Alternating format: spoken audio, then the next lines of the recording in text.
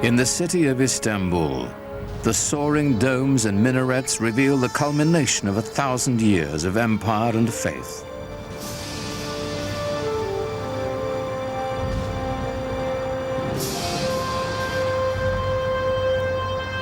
Here in the 16th century, Islam would be transformed into a world power, ambitious and imperial.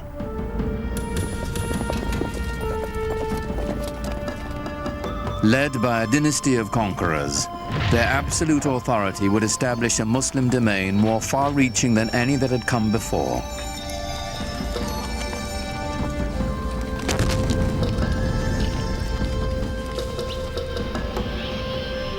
They would take their empire to the very gates of Europe, inspired by their greatest leader, Suleiman the Magnificent.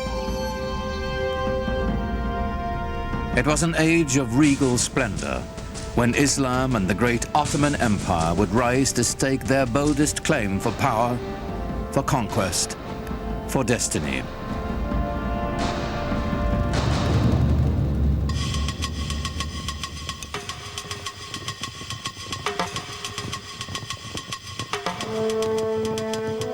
The Ottoman Turks began as a nomadic people from the steppe beyond the Aral Sea. For centuries, they had wandered present-day Turkey, looking for new pasture lands.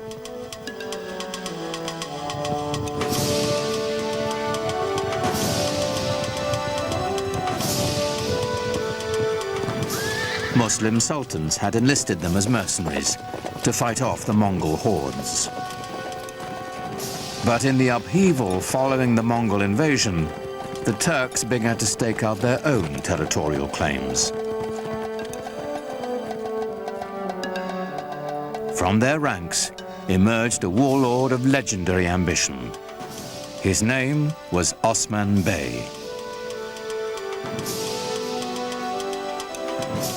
It's said that Osman had a miraculous dream of a magical tree whose many branches foretold his siring a powerful lineage.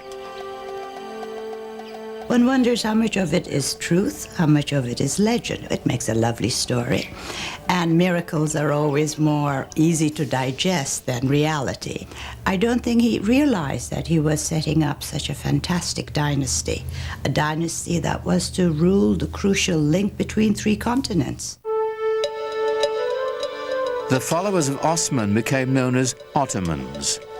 They considered themselves warriors for the faith, or Ghazis, whose destiny was to bring Islam to the world. Ghazis were somewhat like freelancers who moved the empire forward, either for ideology, theology, or for the sake of pure conquest. They were probably very brave, never thought about themselves or any harm that could come to the group by going into dangerous conditions.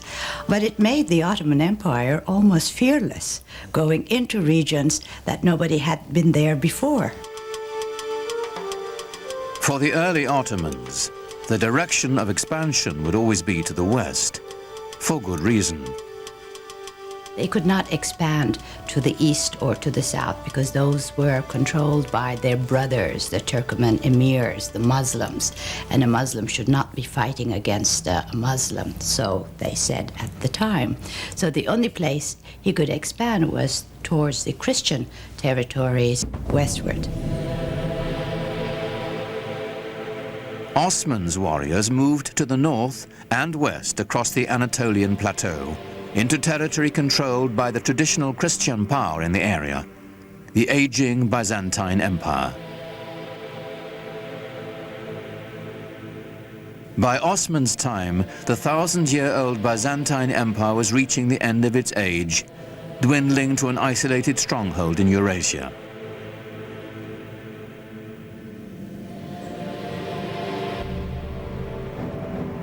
The Crusaders had already wreaked havoc across the region on their way to Jerusalem, sacking the capital city and helping to reduce the once proud Byzantine Empire to a few small warring states.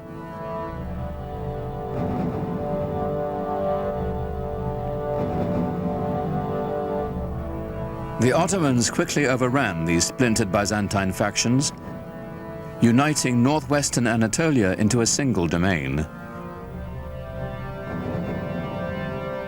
In 1326, the Ottomans took the powerful Byzantine city of Bursa, a victory that would change the character of the Ottoman Turks forever.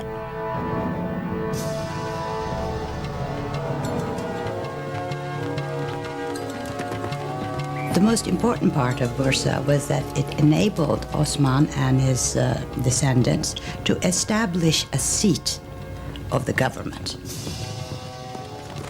The restless nomads of the steppe would settle down to build an empire. What we're witnessing is this huge demographic event. The movement of a whole civilization from a nomadic way of life to a settled way of life.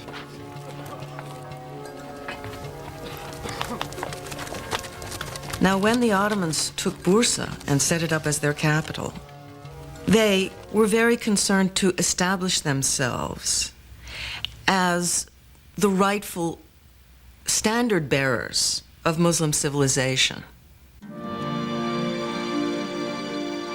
Civilization meant organization, and the Ottomans set out to manage the vast regions they now controlled.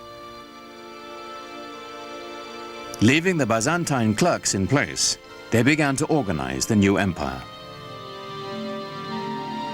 First and foremost, taxation and record keeping. The word bureaucracy has since lost its noble connotations. Yet this was a great innovation, as ambitious as any triumph in battle. The Ottomans are known for including and synthesizing the cultural elements through the lands that they passed. They are known for creating structures by which the peoples who lived there before could carry on their lives and their beliefs in the way that they chose.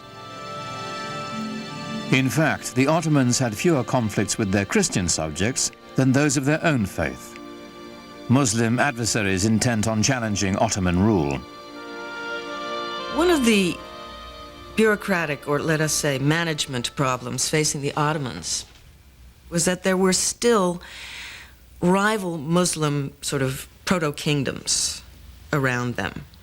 I mean, they were conquered by the Ottomans, but they had old grudges to bear. And they had certain claims to dynastic glory of their own. And they were constantly worried about these old Muslim families rising up and creating a rebellion. And so the story goes that they felt it would be imprudent to have the army made up of these sorts of people.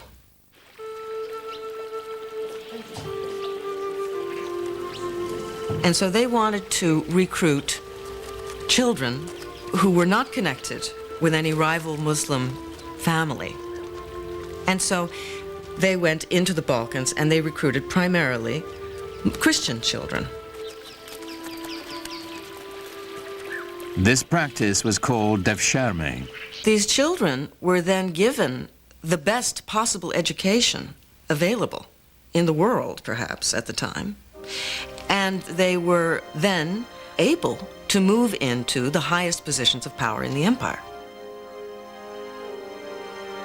Those who were brainy went to the palace schools and graduated into different levels of viziers and governors. They even became grand viziers. Those who were brawny went to the Janissary Corps.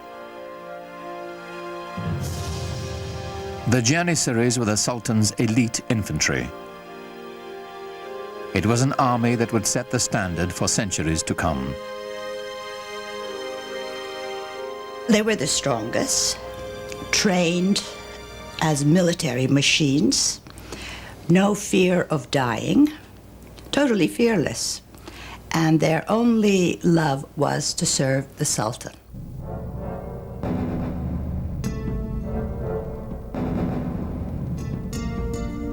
By the middle of the 15th century, the Ottoman Empire spread from present-day Turkey, known as Anatolia, deep into the Balkans, with one critical exception.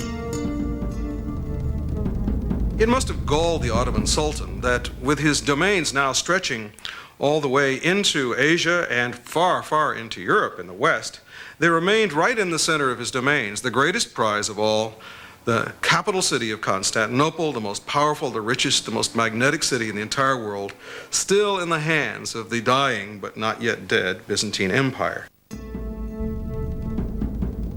To the Ottomans, Constantinople's strategic and economic importance was considerable.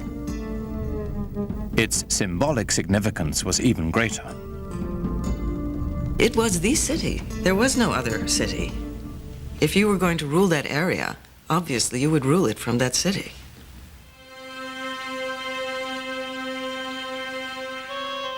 It's said that the goal of laying claim to Constantinople was decreed by Muhammad himself. Every Ottoman ruler since Osman had wanted to seize the city, but it had always remained firmly in Christian hands.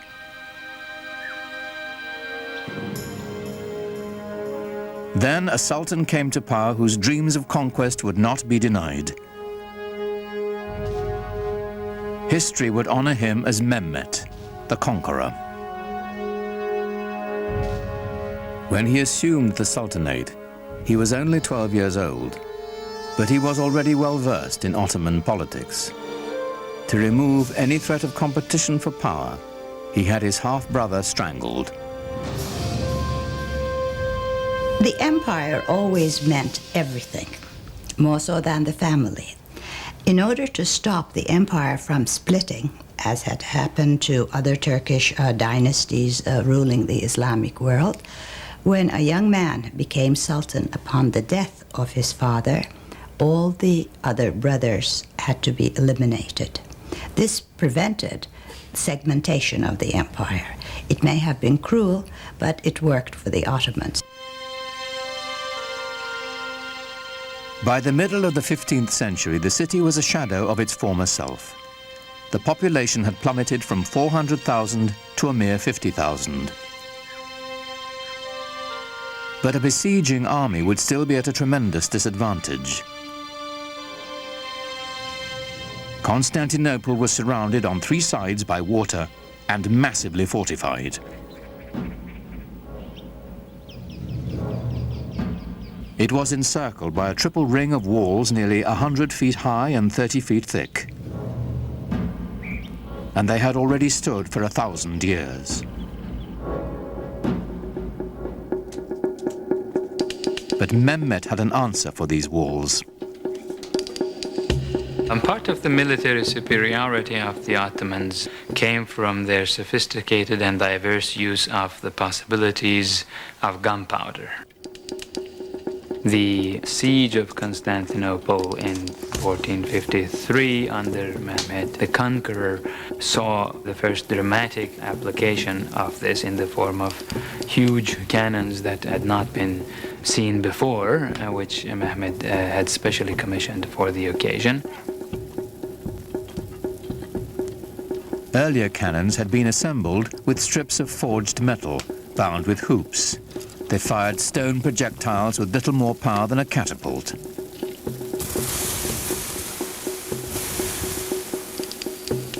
A new breed of cannons could be cast of solid bronze and packed with enough gunpowder to propel metal cannonballs with staggering force.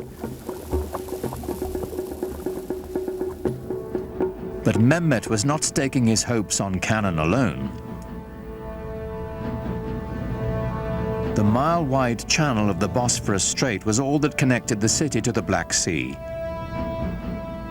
If he could cut it off, Constantinople would be at his mercy.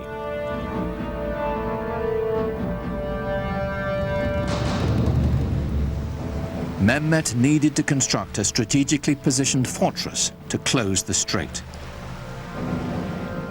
He built it right in the shadow of the great city walls.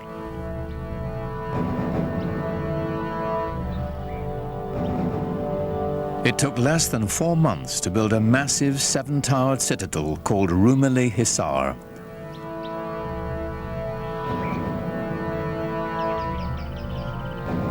Mehmet himself is said to have carried stones during its construction.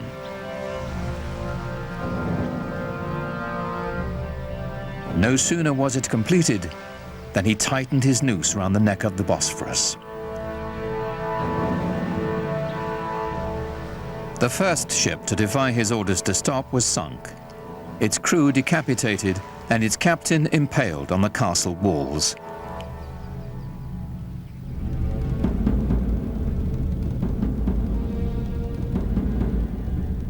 To stop Mehmet's ships from approaching, the Byzantines strung a massive chain across the strait.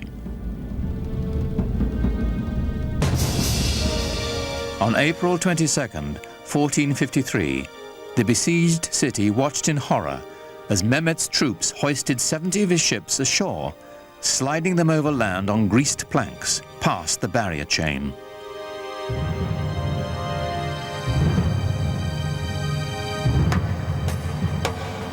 More than 100,000 Ottoman soldiers now stood before the walls of Constantinople, braced for the greatest bombardment the history of warfare had ever known.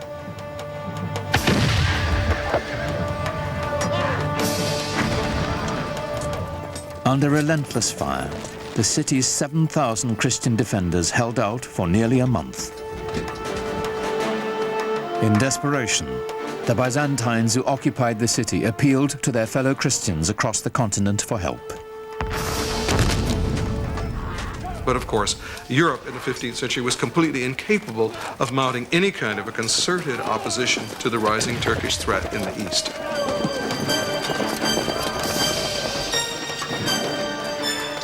At that time, the kings of Europe had military and political problems of their own. Constantinople would have to fend for itself.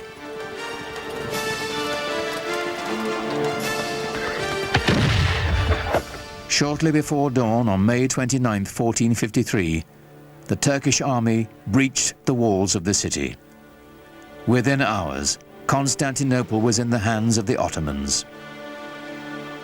Mehmet rode into the city and went straight to its most celebrated prize, the magnificent church of Hagia Sophia.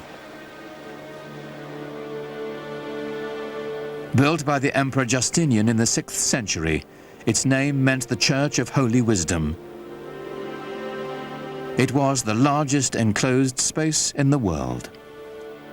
Surely other groups of Muslims and the Ottomans themselves had come across many, many churches. They had seen churches before. But they had never seen anything, nobody had ever seen anything like Hagia Sophia.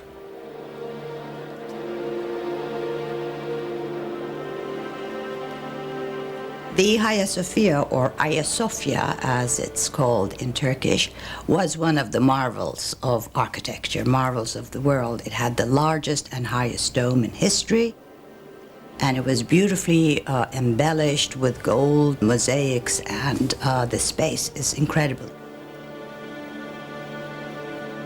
For Mehmet, it was a great booty. Inside the church, a Turkish voice rose, proclaiming in Arabic the first pillar of Islam. There is no God but God. Muhammad is his messenger.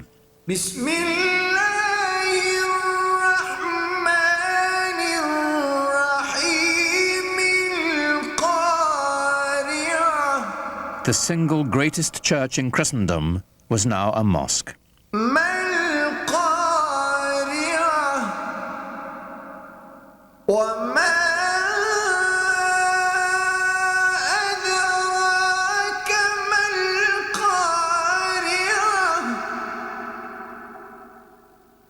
يوم يكون الناس كالفراش المبثوث.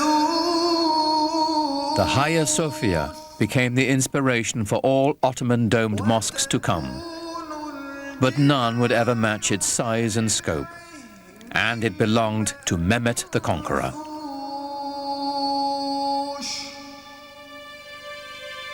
News of his triumph sent shockwaves around the world. For Europeans, it was a concomitant disaster. Constantinople was, after all, the new Rome. It was Constantine's capital city. It was the symbol of Christian dominance in the East.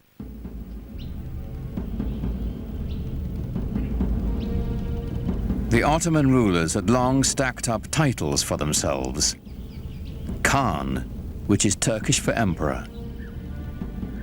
Shahi Shah, Persian for king of kings. And Sultan, the Arabic word for ruler.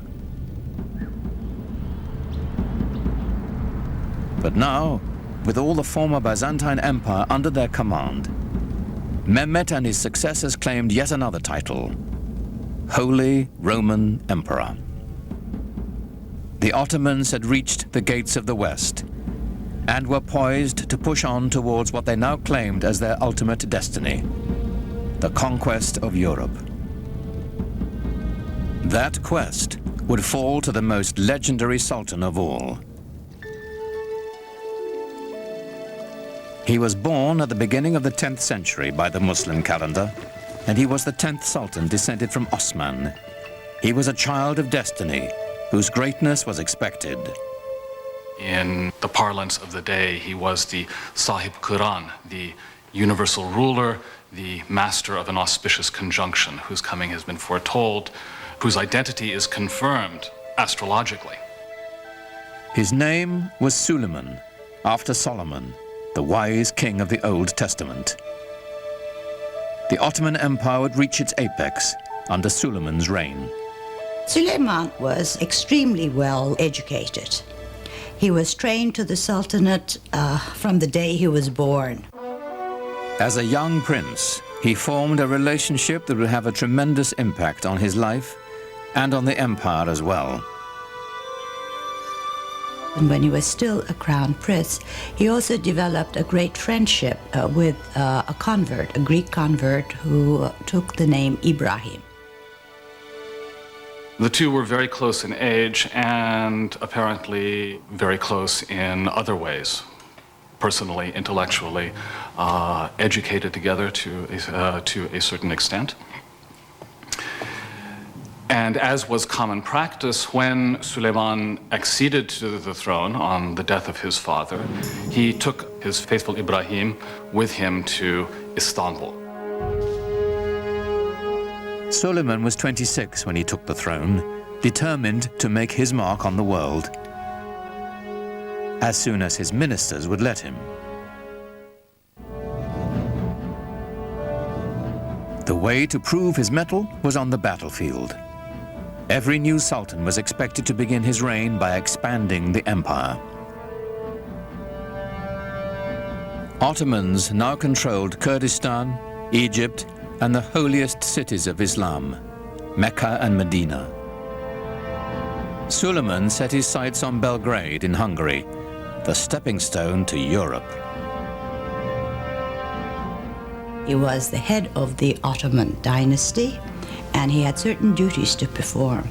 One was conquest, and the first task Suleiman took upon himself a year after he ascended the Ottoman throne was to head towards Belgrade and capture it.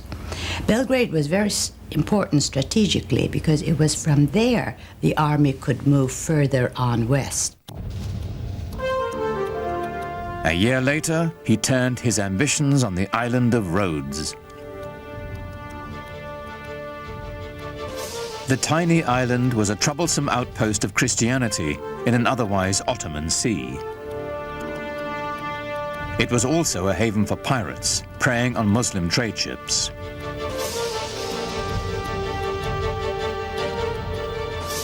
The 50,000 defenders of Rhodes manned one of the strongest forts in the world. Suleiman decided on a tactic other than relying on gunfire from his huge cannons. A new tactic, seldom used until that time. The Ottomans are the first major force to actually develop new ways of harnessing gunpowder to the cause of military expansion in creative ways. Ottoman sappers dug out a series of 50 tunnels near the base of the fort so they could mine its foundations.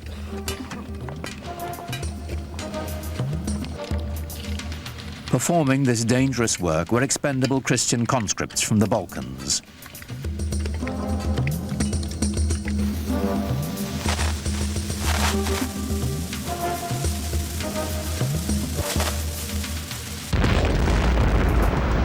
The resulting explosion signaled a furious 6-hour Ottoman assault. But the Turks were beaten back. Then, after 145 days of siege, the exhausted Christian defenders finally negotiated a truce. The Ottomans had won.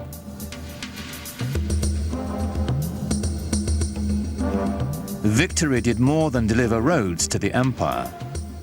Suleiman was now a sultan to be taken seriously. His march of conquest had begun.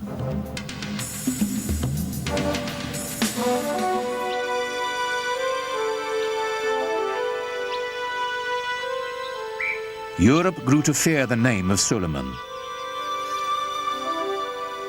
But within his own borders, he had another reputation.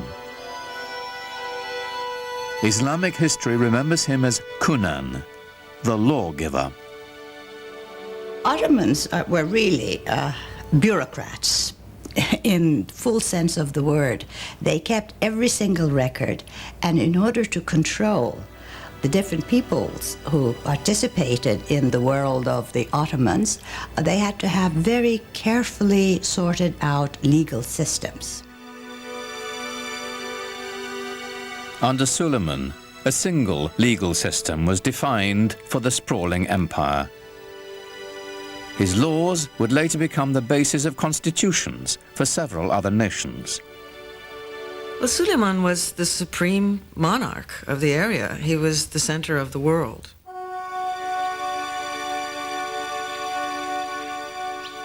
He inaugurated a classical age in Ottoman architecture, commissioning some of the most spectacular buildings the world has ever seen.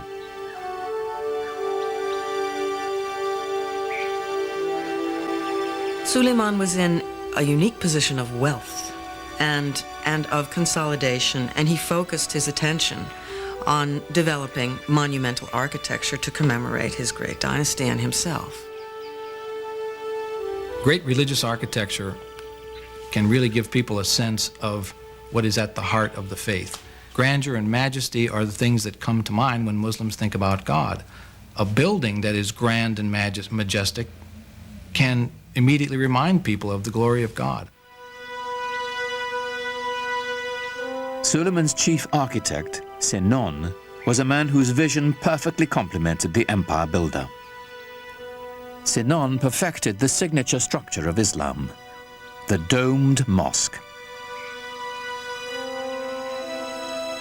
His career spanned half a century and produced well over 300 buildings,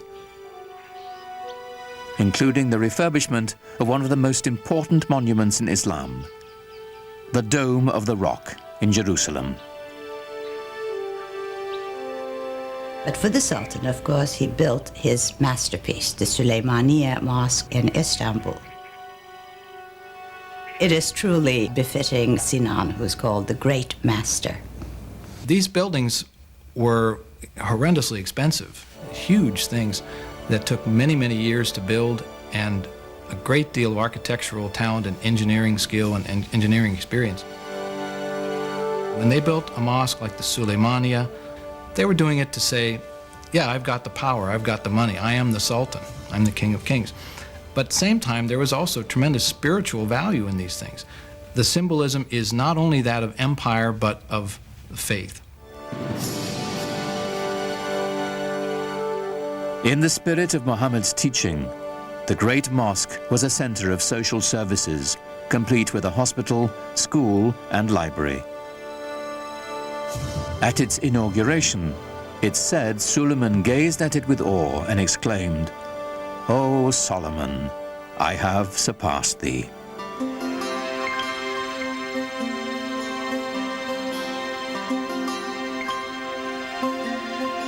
No less impressive was Suleiman's palace.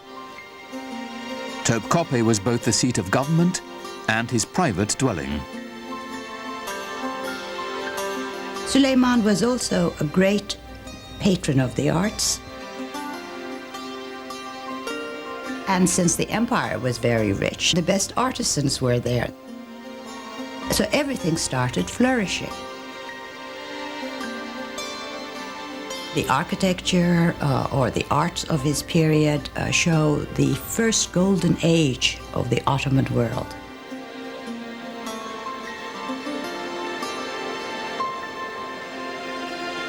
Everything that came out of his palace is exquisite. Suleiman himself was a goldsmith. Ottomans believed that every sultan had to have a tangible trade. Being a sultan was not considered a practical or a tangible trade. And he was a very demanding patron, insisted on checking the work, even commissioned few things. And I think each artisan group or each corps working for the palace tried to outdo one another to please the sultan, because to please him had wonderful rewards.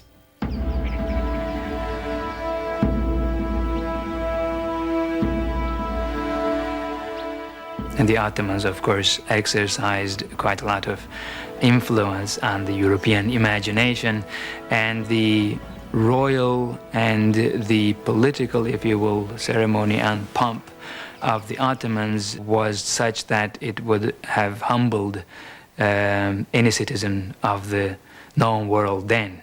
This was arguably one of the greatest world empires, and European observers could not walk away without feeling of respect for the sheer power of the Ottomans. In public, Suleiman required that all those around him remain completely silent, while he made his wishes known with the slightest nod or gesture. It must have been a tremendously impressive sight to see the courtyard of the palace filled with some 6,000 or 7,000 janissaries and other functionaries, no one saying a word. What was going on here was the creation of a sovereignty so mysterious and yet so far-reaching as to be seen as nearly divine. As Suleiman's power grew, his lifelong friend Ibrahim rose in the court structure. And Ibrahim Pasha, who became a Pasha later on, became his devoted Grand Vizier. In fact, Ibrahim married his sister. So they were not only good friends, they were also related.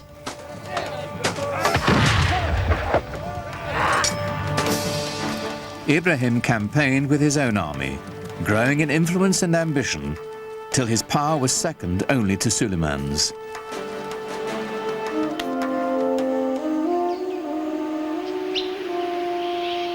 But for power and ambition, the secret world of the Sultan's harem had no equal.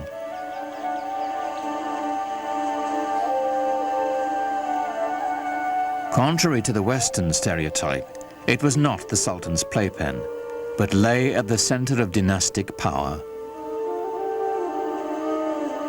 The harem was the private quarters of the Sultan. We tend to think of the harem as where the women live, but what it means is the place where you're not on display. Home is what it means. Islam allowed the Sultan 4 wives and many concubines. It was a system designed to produce heirs, is what it was. When you look into the actual details of how these things were carried out, it was hardly anything terribly erotic. I mean, the Sultan did not have much choice in his selection of female companions. The Sultan was not in a position to look around and say, I want her, because his mother would have a lot to say about it.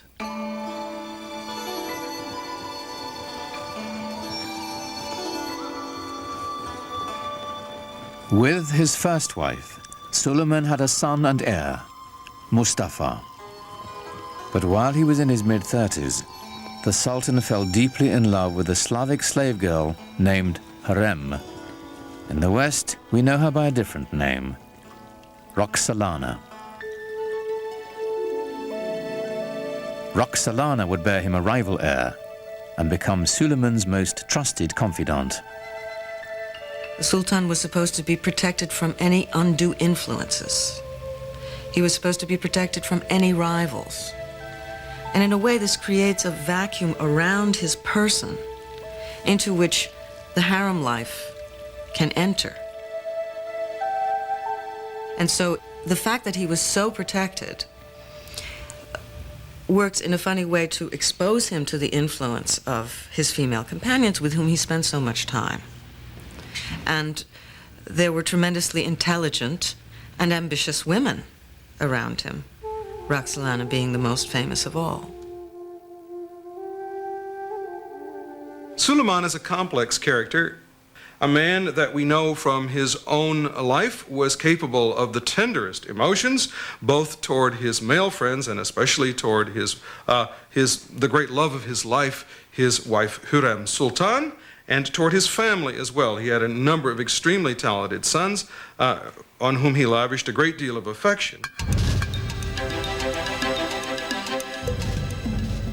Suleiman groomed his firstborn son Mustafa for power. In the Ottoman tradition, the young prince entered the military and quickly won recognition as a talented general. Mustafa was clearly the heir apparent. For Suleiman, the future of his empire seemed limitless. I am God's slave and sultan of this world, Suleiman would carve on a conquered fortress. I am Suleiman, in whose name the Friday sermon is read in Mecca and Medina. In Baghdad, I am the Shah. In the Byzantine realms, I am the Caesar. And in Egypt, the Sultan. He, of course, at the height of his powers, clearly saw himself as dwarfing all his rivals, perhaps rightly so. One of Suleiman's greatest rivals was to the east, the empire of the Persian Safavids. This was a Muslim enemy whose rival creed made them fierce antagonists of the Ottomans for centuries.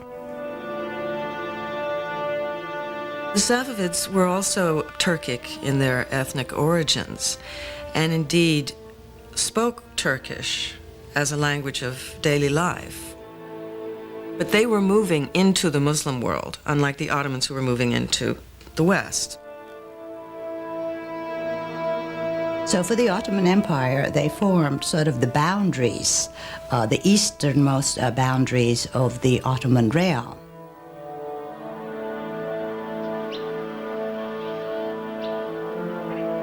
The Safavid dynasty was Shiite Muslims, bitter rivals to the Sunni Ottomans. According to the Shiites, a leader had to be designated by his predecessor and had to be of the family of Muhammad. According to the Sunni view, it was not designation that was necessary, and a person could be a leader of the community without being a direct descendant of Muhammad. This challenge to legitimacy is the basis of the Shiite-Sunni split, a bitter division that still separates the Muslim world to this day. And I would say the Ottomans never really thought of themselves so much as Sunni until the Safavids came forth as this rival Shi'i. So the Safavids developed a rival ideology to the Ottomans. which then became an occasion for war over, of course, what wars are usually fought over. Wars are fought over land, over wealth, over territory, over prestige. And the Safavids waged a war of ideology in eastern Anatolia, which was always for the Ottomans the most worrisome part. The terrain is difficult to conquer, difficult to control. The Safavid military was formidable, but there were cultural rivals to the Ottomans as well. They were great patrons of the arts. I think we know them more for their artistic patronage than of their great conquests and laws and systems and administration. When you look at Isfahan, it is the most beautiful city in the world, and that is the Safavid city, it's the Safavid capital. But it doesn't give you the same sense of power that the Ottoman Empire had or the Ottoman capital had. It's a different sense of power. It's more eloquent, perhaps, more precious in its decoration and its ceremonial spaces. It's a totally different aspect of Islam.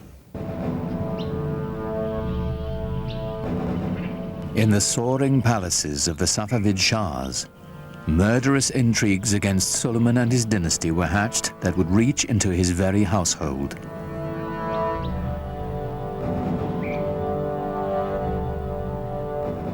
But Suleiman's eyes were on the west, where a fragmented and vulnerable Europe awaited his conquest. The Ottoman Empire encompassed everything from Egypt to Kurdistan, and he now had Hungary as well. But he had ambitions of going beyond that and actually bringing the larger portions of the world known to him, if not all of it, under his control. Suleiman's next step would be Vienna. Its conquest would drive a dagger into the heart of the European Habsburg Empire and open the way to the west. But as the heavily armed Ottomans set out for Vienna, the weather turned against them. The heavy cannon that had swept the Ottomans to victory after victory bogged down in the mud.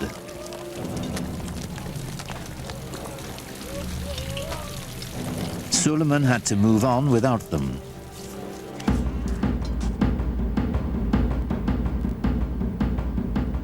With only light artillery, the Ottomans relentlessly shelled the city. But the smallest breach was ferociously defended.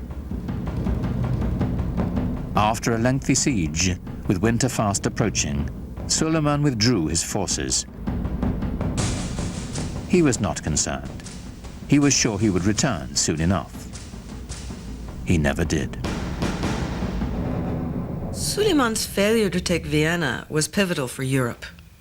It was the first major defeat after a long time. The Europeans had been losing and losing and losing.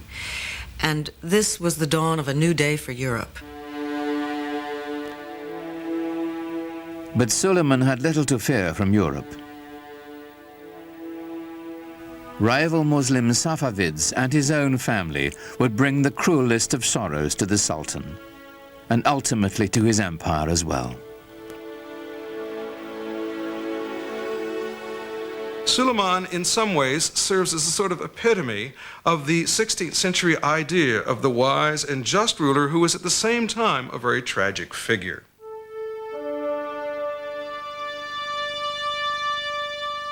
In the power-laden world of the Sultan's household, the intrigues never ceased. The Topkapi Palace, as it was originally conceived, had no quarters for the ladies.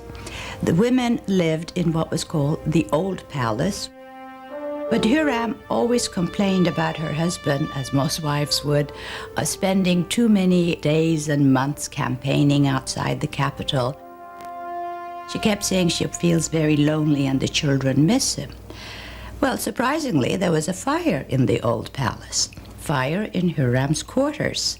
So she had to be moved to the Topkapi Palace temporarily while her old quarters were being renovated. Well, she moved in and never moved out.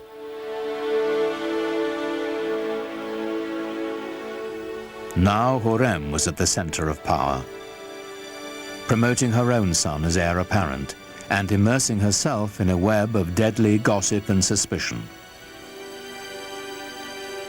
She was incredibly devoted to her husband, and any threat to Suleiman was a threat to her, and she had to get rid of it.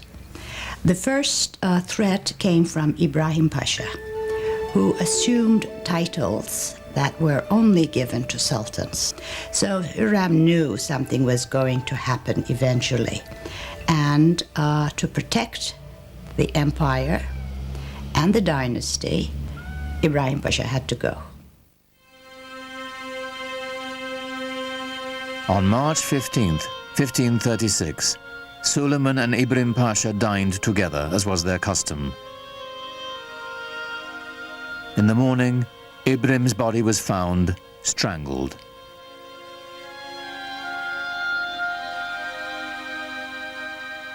But Suleiman's desolation and loss had only begun.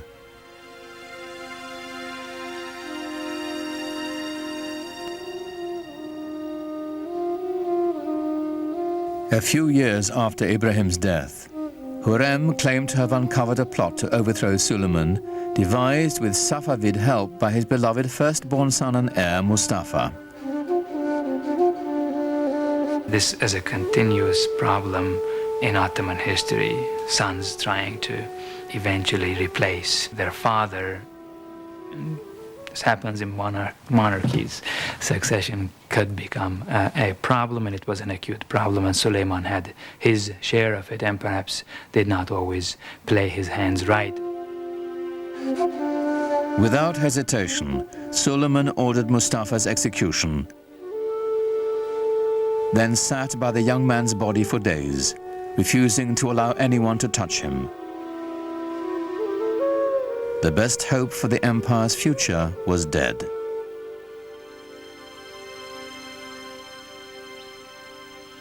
When Hürrem herself died the following year, Suleiman fell deeper into despair, finding solace in his poetry. Most of the poetry, I think, was written after he lost his wife, since he talks about the loneliness of being in office, that he has nobody left anymore, and he's dying to join her. Even if your reign on the imperial throne seems everlasting, don't be taken in. One day a hostile wind will blow and bring to your land of beauty heaven's misfortune and deepest suffering. In all his loneliness, there was only one refuge for the Sultan whose power, like his sorrow, seemed limitless. He returned to the field of battle, to the work of conquest. He personally led 13 campaigns. The last one was at Szigetvar, which is in Hungary now. I think he knew that this was going to be his last campaign. He personally led it, knowing that he would not come back alive. In 1561, the man who had ruled the empire longer than any other died in his grand war pavilion, surrounded by his generals. He was 67. No Ottoman Sultan would ever achieve his greatness again. The nexus of world power would move from the Mediterranean Sea to the Atlantic Ocean and the New World, slowly leaving the Ottomans behind.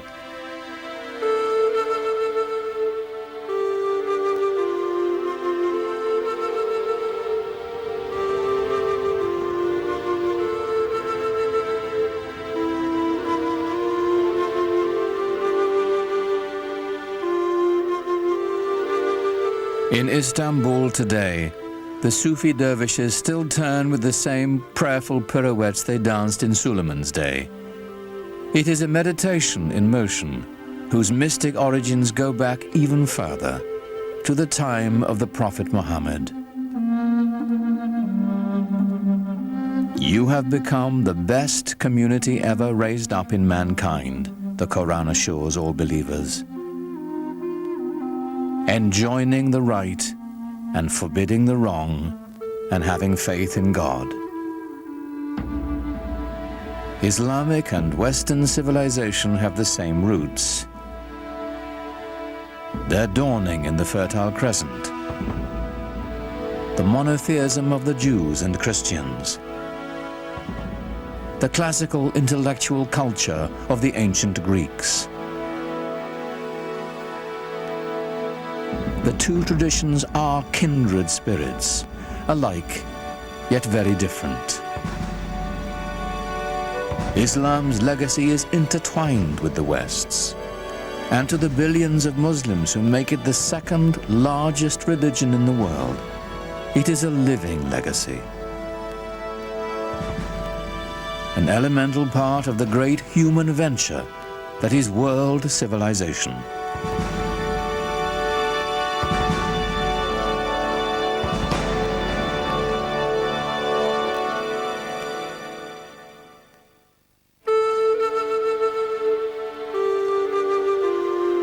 Next week, we take a look at a war-ravaged Kuwait through writer-director Werner Herzog's mostly silent film Lessons of Darkness.